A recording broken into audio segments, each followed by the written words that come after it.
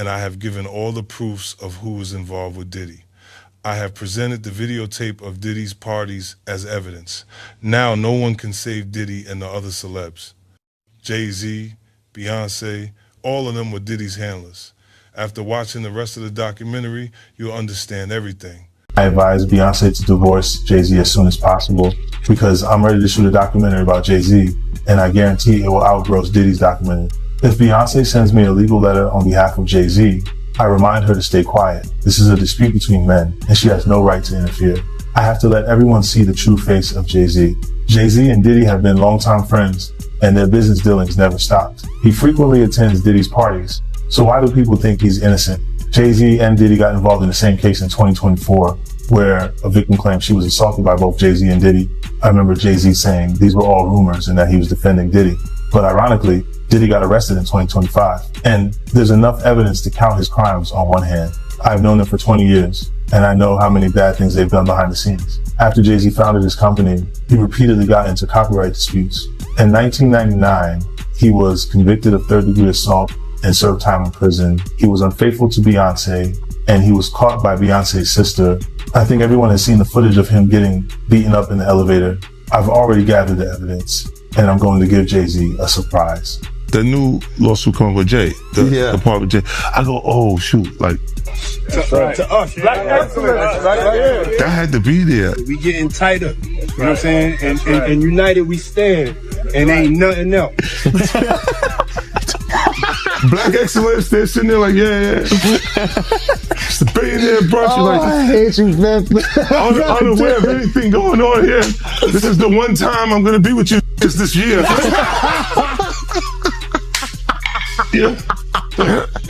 For a long time, the most powerful stories in hip-hop weren't controlled by contracts or headlines. They were controlled by timing, by when something was said, by when it wasn't, and by how quickly attention was allowed to move on. That's the space this story lives in, not in hidden files, not in secret recordings, but in moments that were public, visible, and quietly left unfinished. When people talk about untold stories, they often imagine something buried deep, but most of what matters here was never buried. It was aired, clipped, discussed briefly, and then released back into time, unfinished. And unfinished stories age in strange ways. They don't disappear. They wait. They wait for the right lens, the right moment, the right audience that doesn't rush past them. That's why this moment feels different. Because when someone like 50 Cent speaks about long-standing industry dynamics, it isn't shocking because of the words. It's unsettling because of the timing. Because people are no longer consuming moments individually. They're connecting them, side by side, year by year, reaction by reaction. And when you do that, patterns emerge without anyone having to accuse anyone of anything. Patterns of silence, patterns of deflection, patterns of conversations that stop right before clarity arrives. Those patterns matter, not because they prove wrongdoing, but because they reveal how power expects to be treated. Power doesn't always respond. Sometimes it waits. Sometimes it trusts that time will soften everything that feels uncomfortable. And for a long time, that worked. Audiences moved on. New artists arrived. New controversies replaced old ones. But something changed. People stopped forgetting. They started rewatching, re-listening, recontextualizing. Moments that once felt harmless now feel unresolved, not criminal, not explosive, just unanswered. And unanswered questions don't fade, they accumulate. Right here, before we go deeper into this video and start connecting timelines and context, take a second to support the work. Make sure you like this video, subscribe to our channel, and hit the bell icon so you never miss any update. This story doesn't move fast, but it moves forward, and you'll want to be here for what comes next. Because what we're really examining isn't individual statements, it's behavior over time. Who spoke freely when attention was light? Who grew distant when scrutiny increased? who relied on silence to do the work that explanation never did. Silence isn't neutral in systems like this. Silence is a tool. It slows momentum. It diffuses urgency. It allows narratives to reset without ever being addressed. That doesn't mean something illegal happened. It means something was left incomplete. And incompletion has consequences. When a story is never closed, it becomes a reference point. Every future moment is compared against it. Every pause is measured. Every response, or lack of one, adds weight. That's why this isn't about shock. It's about structure, about how influence operates quietly, about how access creates insulation, about how time can be used as protection. This is the beginning of a deeper examination, not of people, but of patterns, not of rumors, but of repetition. And once repetition is seen, it can't be unseen. Because if nothing needed explanation, the silence wouldn't have lasted this long. And that's where this story truly starts. Once you accept that silence was doing the work, everything before it starts to feel different. Moments you once brushed past suddenly slow you down. Interviews that sounded confident now feel carefully limited. Answers that felt complete begin to feel edited. Not by producers, by instinct. This is where the story stops being about what people said and starts being about what they consistently avoided. Because avoidance leaves a shape, and shapes repeat. For years, whenever conversations moved too close to clarity, they didn't escalate. They dissolved. Attention shifted. The topic changed. Time passed. And time was trusted to finish the job that explanation never did. That's not accidental. That's experience. Power learns early that denial creates friction, but silence creates distance, and distance creates forgetfulness. Or at least, it used to. What's different now is that distance no longer guarantees forgetting. Everything lives forever. Clips resurface. Quotes are replayed. Context doesn't disappear. It waits. And when it returns heavier than before. That's why this moment feels uncomfortable, not explosive. Because nothing new is being forced into the conversation. Old material is simply being placed where it always belonged, next to itself. When you line up reactions across years, a pattern emerges without effort. The same calm tone, the same controlled restraint, the same decision to never fully walk through uncomfortable timelines, not once, repeatedly. And repetition doesn't need proof to matter. It creates expectation. Expectation that clarity should exist somewhere. Expectation that explanations were possible, but postponed. Postponement is powerful. It convinces people that answers are coming later, even when later never arrives. It turns patience into compliance. And compliance is how systems remain unchallenged without ever demanding loyalty. That's what's being examined here. Not guilt, not innocence, but control. Control over when conversations happen. Control over how long they last. Control over what qualifies as worth revisiting. For a long time, that control went unnoticed because nothing felt urgent enough to push back against it. Each moment alone was manageable, dismissible, easy to explain away. But moments don't exist alone anymore. They accumulate. And accumulation changes meaning. What once felt like coincidence begins to feel coordinated. Not in a dramatic sense, in a disciplined one. The discipline of knowing when not to speak, of trusting silence more than words. That discipline built legacies, but it also left gaps. Gaps where questions should have been answered. Gaps where context could have closed loops. Gaps that grew wider every time silence was chosen instead. Those gaps are now visible, and visibility removes comfort. Because when people can see the space where answers should be, they stop assuming someone else filled it in. They realize no one did. That realization doesn't create outrage.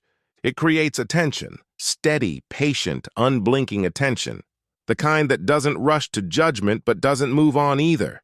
And once attention behaves like that, the rules change. Silence stops being a shield. It becomes a signal that something was left unfinished. Not because it couldn't be addressed, but because it didn't need to be. Until now. At this stage, the story doesn't move forward by revealing something new. It moves forward by refusing to let old moments stay isolated. Because isolation is how narratives survive without answers. One interview here, one quote there. A reaction that feels harmless when it's alone. But when those moments are placed next to each other, the tone changes. Not dramatically, deliberately. You start to notice how often conversations reached a familiar edge and stopped. How frequently clarity was within reach and then deferred. How often the same calm restraint appeared when things could have been explained fully. That restraint wasn't weakness. It was confidence. Confidence that time would soften memory. Confidence that attention would drift. Confidence that nothing needed to be tied together because no one would take the time to do it. That confidence shaped everything. It shaped how questions were answered without being answered. How acknowledgement replaced explanation. How proximity to power created a kind of insulation that didn't need defending. And for years it worked. Because audiences were trained to consume moments, not maps, to react quickly, then move on, to accept partial explanations as closure. But maps are being drawn now. Maps that show how the same decisions were made across different eras. Maps that trace where silence appeared and where it didn't. Maps that reveal how access stayed intact while questions remained unresolved. That's when the story stops feeling accidental. Not sinister, structured. This is the part people underestimate, the power of structure. Structure doesn't accuse, it doesn't shout. It simply holds things in place long enough for meaning to emerge. When you see how often distance replaced dialogue, you don't need a conclusion handed to you. You feel the absence where explanation should have lived. That absence becomes the loudest element. And once you hear it, you can't unhear it. Every new appearance gets filtered through that awareness. Every carefully chosen word feels weighed. Every pause feels intentional. Silence stops being interpreted as wisdom and starts being interpreted as management. Management of narrative, management of timing, management of expectation. This doesn't demand judgment. It invites observation. Observation of how power behaves when it doesn't feel threatened.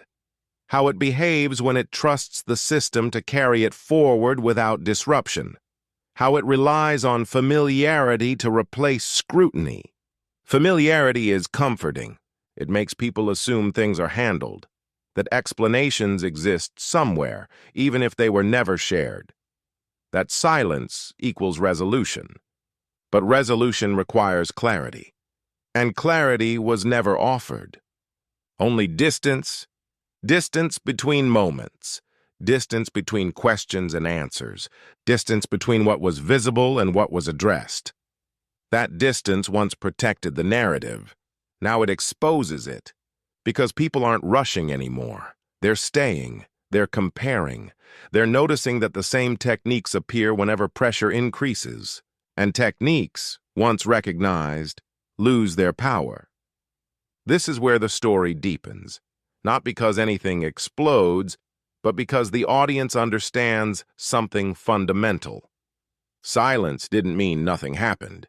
It meant nothing needed to be explained. And once that realization settles in, the conversation can't go back to where it was. Because from here on, every moment is read in context, every pause is measured, and every unanswered question adds weight to the one beneath it. That's when a story stops being managed and starts managing itself. Once the story begins managing itself, the system loses its most valuable advantage, Control. Because control depends on predictability, on knowing how people will react, on trusting that attention will spike, fade, and move on to the next thing. That rhythm protected everything for years. But the rhythm broke.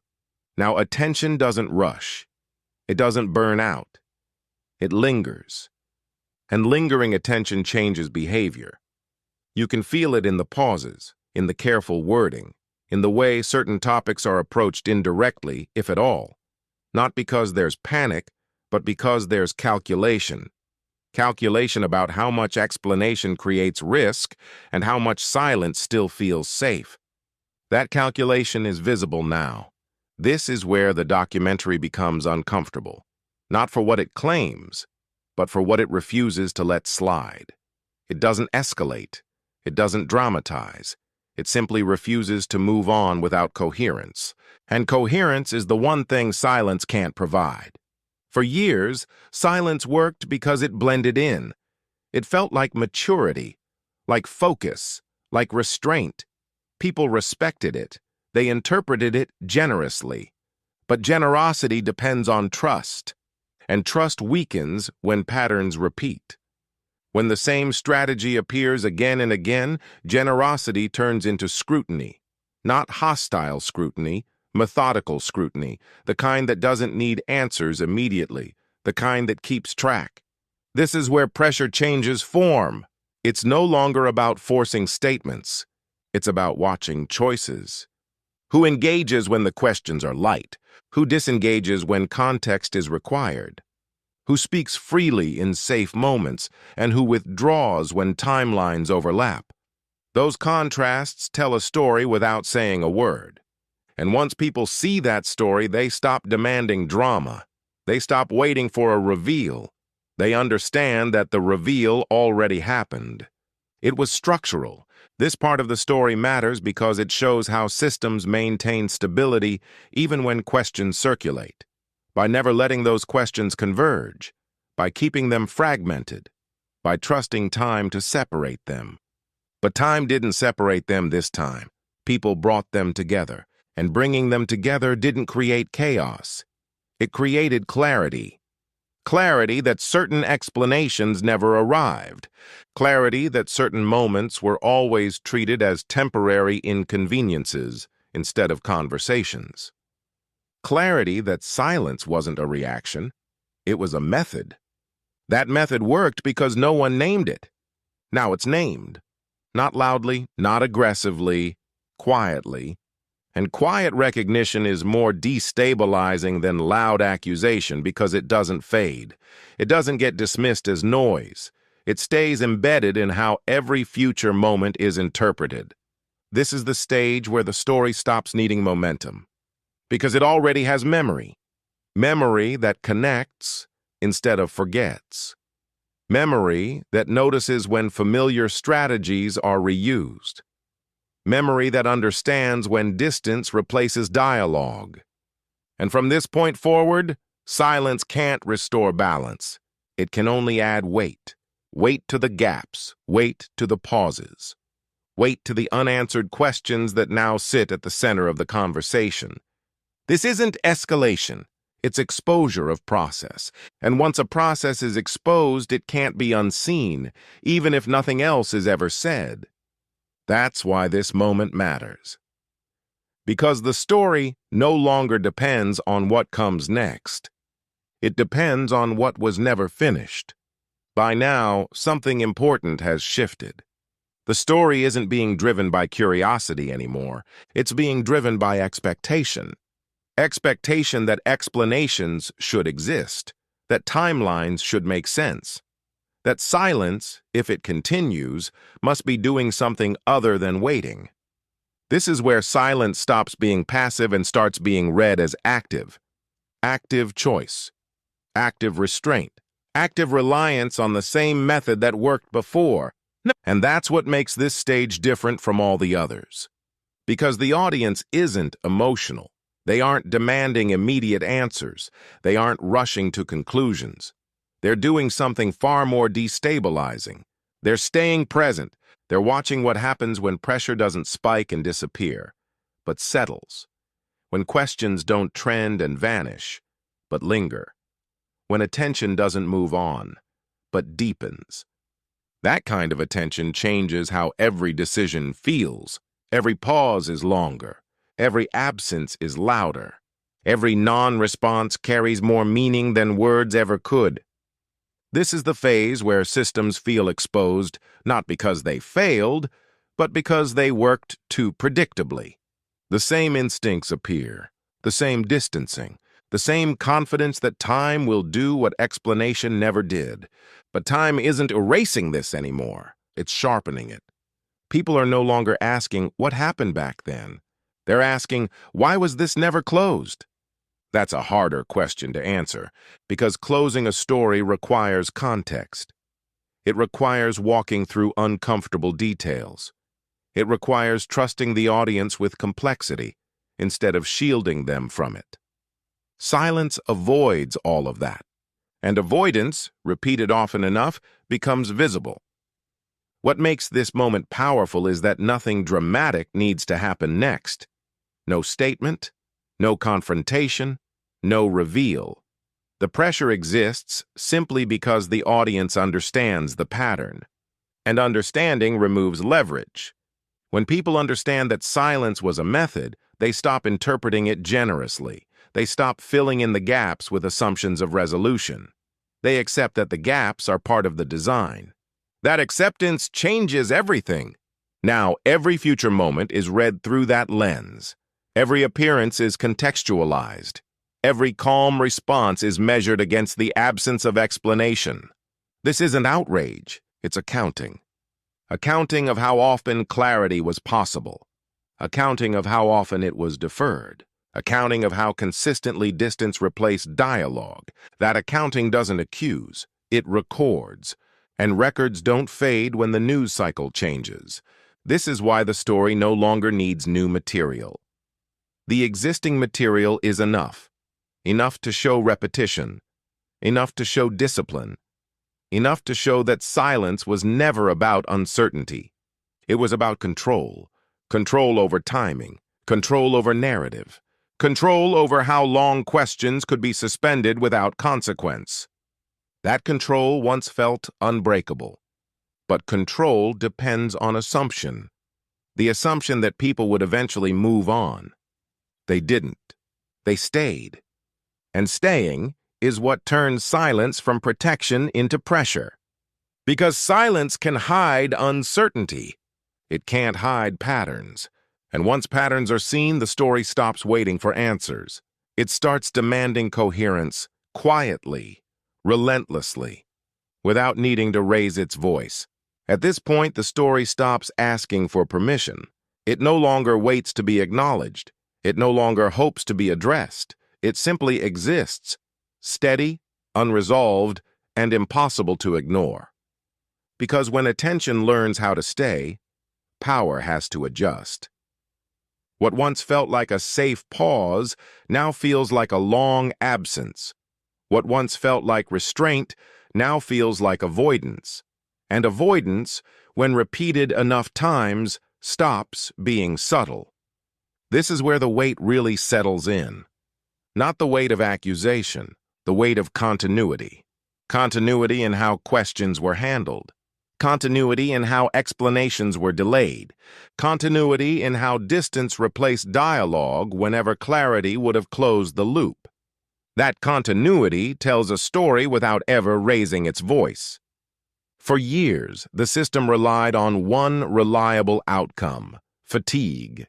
The belief that people would get tired of asking, tired of revisiting, tired of caring, but fatigue never came. Instead, something else arrived: familiarity. People became familiar with the pattern, familiar with the rhythm of silence, familiar with the way conversations slowed instead of deepened. And once something becomes familiar, it becomes predictable. Predictability weakens control, because predictability allows anticipation, and anticipation allows people to see what's coming before it happens. Now, when silence appears, it doesn't surprise anyone. It confirms expectation. It fits perfectly into a sequence people already recognize. That's when silence loses its flexibility. It can no longer be interpreted in multiple ways. It can no longer be framed generously. It can no longer reset the narrative. It only reinforces it. This is the phase where nothing needs to be added, where even commentary feels unnecessary. The audience already understands what they're seeing, not because they were told, but because they watched it unfold, watched how certain topics were always approached carefully, watched how clarity was always just out of reach, watched how time was trusted more than transparency. That trust is gone, not replaced by outrage, replaced by awareness. Awareness that some stories weren't ended, they were managed. Awareness that silence wasn't hesitation, it was confidence. Confidence that explanation was optional. That confidence shaped everything. But confidence depends on conditions. And the conditions changed. The audience no longer moves on quickly. They no longer consume and forget. They revisit. They compare. They hold moments together instead of letting them drift apart. Holding moments together changes meaning. Suddenly, gaps become obvious. Not dramatic gaps, quiet ones. The kind that exist where explanation should be. The kind that can't be filled with time anymore. And once those gaps are visible, silence stops protecting anything. It starts exposing the method of waiting, the method of deferring, the method of trusting that no one would stay long enough to notice. People stayed, and staying transforms the story from something reactive into something permanent. Permanent not because it escalates, but because it settles. It becomes part of how everything else is understood. From here on, silence doesn't pause the conversation. It advances it, quietly, consistently. With every moment it chooses not to speak. There's a moment in every long story where the tension stops coming from what might happen next and starts coming from what already happened. This is that moment, because by now, the audience isn't waiting for a statement or a revelation. They're watching behavior. They're watching what gets addressed quickly and what gets carefully avoided. They're watching who steps forward when the conversation is easy and who disappears when it requires depth. And that contrast is doing more work than any accusation ever could. This is where silence becomes unmistakable. Not because it's loud, but because it's consistent. Consistency is powerful. It tells you what matters. It tells you what's protected. It tells you what's considered too risky to touch directly. When the same approach appears again and again, people stop asking if it's intentional. They start asking why it's necessary. And that question doesn't go away. It sits in the background of every appearance, every interview, every carefully chosen phrase. It colors how confidence is interpreted. It reframes calmness. It changes the meaning of restraint. Restraint used to signal control. Now it signals calculation. This is the stage where the story no longer feels like a series of events. It feels like a system revealing itself in real time. A system that learned how to outlast questions instead of answering them. A system that relied on hierarchy, reputation, and patience.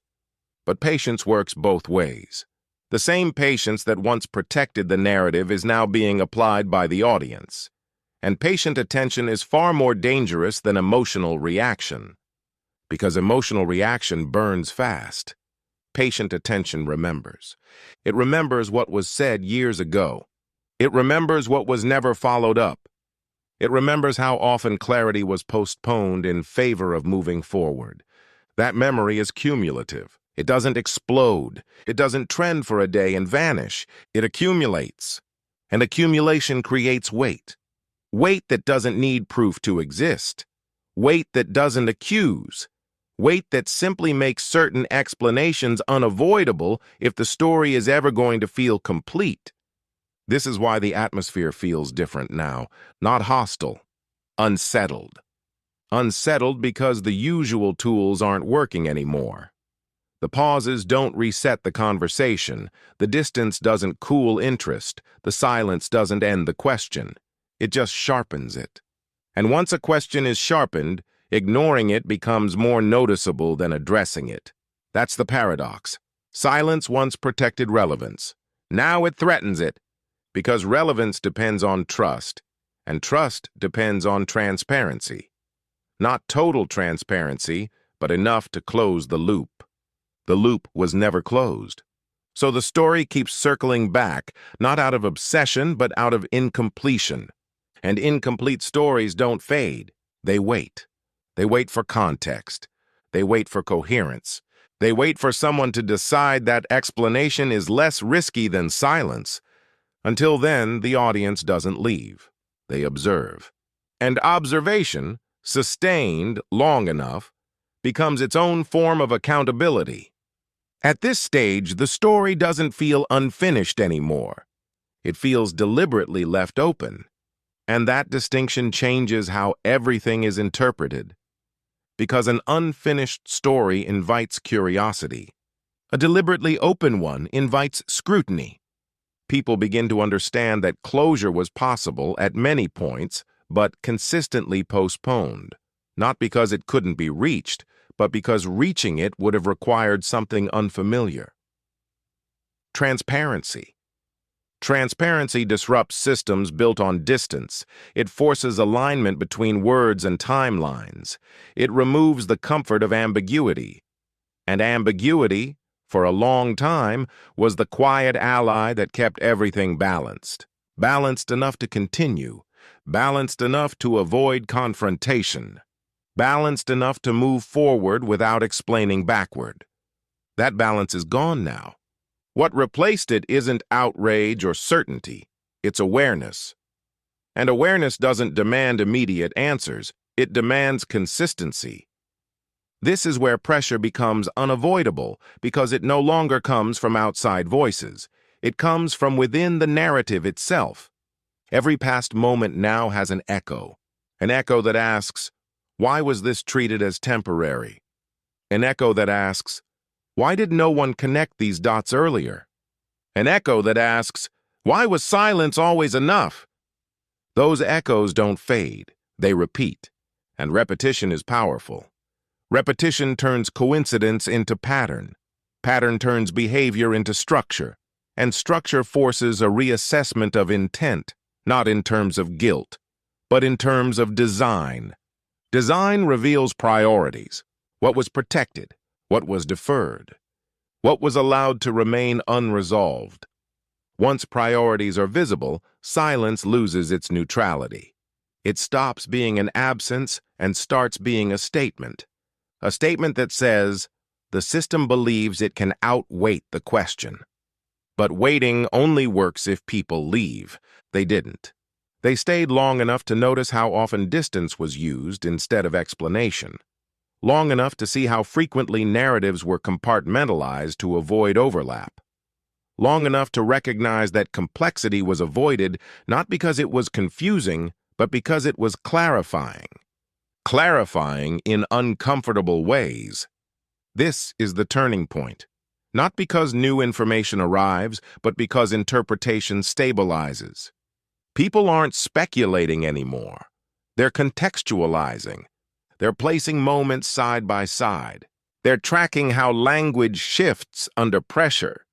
They're noticing when engagement narrows instead of expands. That kind of attention doesn't provoke reaction. It creates inevitability. Inevitability that some form of reckoning, internal or external, becomes necessary if the story is ever going to feel whole. Until then, silence keeps speaking. Not loudly, not emotionally, but persistently. And persistence, more than anything else, is what changes the balance of power in a story like this. Because when the audience understands the pattern, the story stops being controlled. It starts being remembered. By now, the tension doesn't come from uncertainty. It comes from recognition. Recognition that this story has been here longer than most people realized. that it didn't suddenly appear. It slowly assembled itself, piece by piece, moment by moment, through years of deflection, distance, and carefully managed calm. That recognition changes the role of the audience. They're no longer listeners, they're witnesses to process. And once someone becomes a witness, silence stops feeling neutral. It starts feeling intentional. This is where the narrative pressure becomes impossible to redirect. Not because anyone is forcing it, but because it has settled into place. The questions are no longer scattered. They're aligned. Aligned around behavior, aligned around response, aligned around what consistently didn't happen when it could have. What makes this moment powerful is that nothing needs to escalate. No new voices need to enter. No dramatic claims need to surface. The structure itself is doing the work. The structure shows how often explanations were postponed, how frequently context was avoided, how reliably time was used as a shield. And once that shield is recognized, it loses strength, because time can delay attention. It can't erase memory. The audience remembers how often calm replaced clarity, how often professionalism replaced accountability, how often distance was praised as maturity instead of questioned as strategy. That reframing is permanent. From here on, every future move is measured against the past. Every response is weighed not just for what it says, but for what it still avoids. Every moment of silence carries history with it, and history is heavy. This is the phase where the story doesn't need momentum. It has gravity. Gravity pulls everything back toward the unresolved center, toward the questions that were never answered, toward the moments that were always treated as inconvenient rather than important. The narrative can't escape that pull anymore, because escape requires closure, and closure requires explanation. Without that, the story doesn't end. It waits. It remains present. It follows quietly, shaping interpretation without demanding attention. That's the shift. Silence once felt like distance. Now it feels like proximity to the question. And the closer the question gets, the harder it becomes to pretend it doesn't exist. This isn't judgment. It's consequence. The consequence of choosing management over clarity. The consequence of trusting time more than transparency. The consequence of believing that familiarity would always outweigh scrutiny. That belief held for a long time. It doesn't hold anymore, because the audience isn't asking for spectacle. They're asking for coherence, and until coherence arrives, the story will continue to sit exactly where it is, unfinished, remembered, and impossible to move past. At the end of all this, the most important thing to understand is that nothing here hinges on a single statement, a single interview, or a single moment. It hinges on what never arrived. Because endings matter. Endings are where meaning settles. They're where timelines lock into place. They're where people can finally decide what something was and move forward without carrying unanswered weight. That never happened here. And when an ending never comes, a story doesn't disappear. It becomes part of the background. It shapes how everything else is seen, even when no one is actively talking about it. That's the quiet power of unresolved narratives. They don't demand attention. They earn it over time. This story didn't grow because people wanted drama. It grew because too many moments pointed in the same direction and never arrived at the same conclusion. Because distance kept replacing explanation. Because silence kept doing the work clarity never did. And eventually, people noticed. Not all at once. Not emotionally. Gradually. They noticed how often things paused instead of progressed. How frequently questions were acknowledged but never completed. How regularly time was trusted to handle what transparency could have closed. That trust ran out, not because of outrage, because of memory. Memory doesn't argue, it doesn't accuse, it doesn't exaggerate. It simply holds what happened exactly as it happened and waits for coherence to catch up. That's where we are now. in a space where the audience understands the pattern well enough that silence no longer feels neutral, where calm responses are no longer read as closure, where distance no longer feels like wisdom. From here on, every moment exists in context. Every choice is interpreted against what came before. Every pause carries history with it. And that's the real shift. Because once context becomes permanent, narratives can't reset. They can only resolve or remain incomplete. This story remains incomplete, not because answers don't exist, but because they were never given. And until that changes, the story doesn't need new chapters. It doesn't need louder voices. It doesn't need speculation. It already has what it needs. It has time. It has memory. And it has an audience that understands the difference between silence and resolution. That's not an ending. That's a condition. And conditions like this don't fade quietly. They wait.